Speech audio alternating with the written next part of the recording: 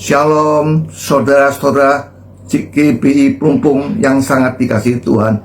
Hari ini saya akan menyampaikan firman Tuhan yang saya bacakan dan Yesaya pasal 26 ayat yang ke-20.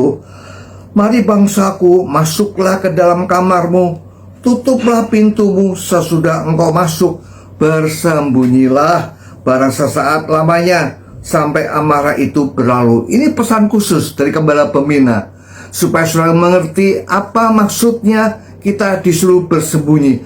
Artinya Tuhan mau menghindarkan diri kita dari serangan-serangan yang jahat, dari penyakit sakit COVID-19. Engkau aman dalam perlindungan Tuhan, masuk dalam kamarnya. Nah, bersembunyi itu artinya ketaatan menjalankan perintah Tuhan. Banyak berdoa, banyak mengucap syukur. Ini menandakan kita harus taat kepada protokol-protokol kesehatan. Jangan ikut-ikutan kerumunan, menghindar supaya kita jaga jarak dan taat kepada segala protokol-protokol. Cuci tangan, pakai masker, jaga jarak terus-menerus. Nah, saya akan bacakan kehidupan kita yang Tuhan berikan kita di dalam 1 Raja-Raja pasal yang ke-17 ayat yang ketiga. Dikatakan, pergilah dari sini, berjalanlah ke timur dan bersembunyilah di tepi sungai Kerit, di sebelah timur sungai Yordan. Ini perintah untuk Nabi Elia ketika itu masa kekeringan, dan Nabi Elia menjadi buronan, dikejar, mau dibunuh oleh nabi Baal. Nah, saudara kasih Tuhan, mari kita tahu ketika kita taat bersembunyi, kadang-kadang diperpikir apa yang harus kita makan, apa yang kita minum, apa yang kita tidak boleh kerja atau sebagaimana. Artinya ketika kita taat, Tuhan yang pelihara hidup kita. Seperti Nabi Elia dipelihara, Tuhan kirim ke Nabi Elia makanan yang cukup dengan mengirim daging dan roti yang diutus burung gagak. Anda bisa bayangkan burung gagak pemakan bangkai.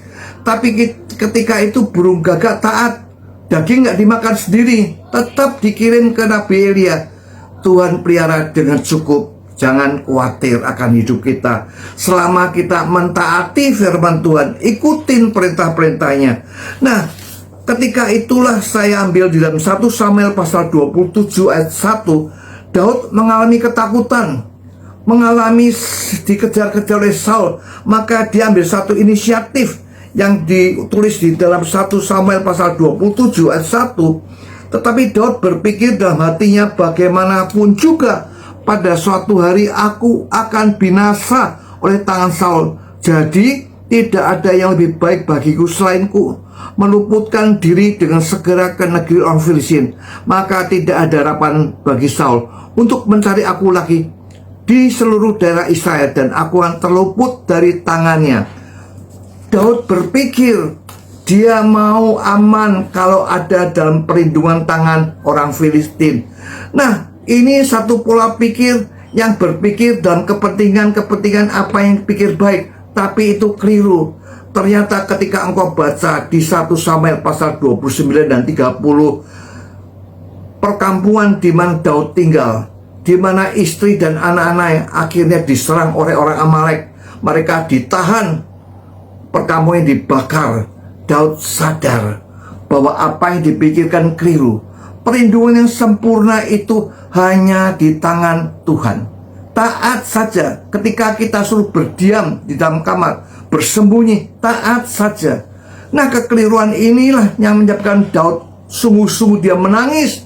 Dan akhirnya Daud bertobat, Daud menyesal, dan dia kembali berlindung kepada Tuhan.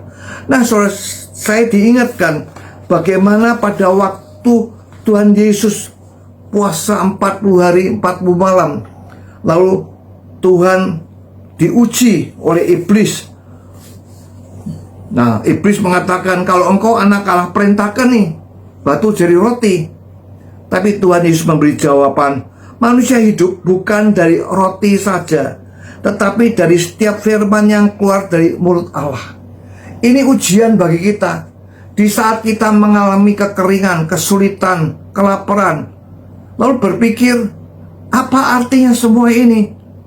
Yang penting kan makan dulu. Soal yang lain-lain itu nanti.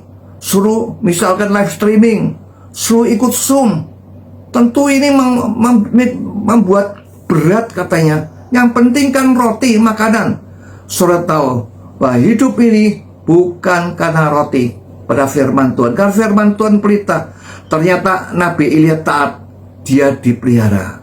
Ketika kita masuk bersembunyi, Tuhan menghindarkan kita dari bahaya.